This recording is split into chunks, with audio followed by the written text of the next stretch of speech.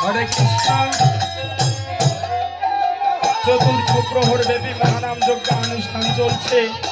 স্থান দক্ষিণ 32,000 যজ্ঞধাম শ্রদ্ধাভাজন কালীপদ বর্মন মহোদয়ের গৃহাঙ্গনে। অত্র গৃহকর্তার নাতিনীর শুভ মুখান্নপ্রাশন। তদ উপলক্ষে চতুর্থ প্রহর ব্যাপী মহানাম যজ্ঞ অনুষ্ঠান আর মাত্র 1 ঘন্টা 30 মিনিট বাকি রয়েছে।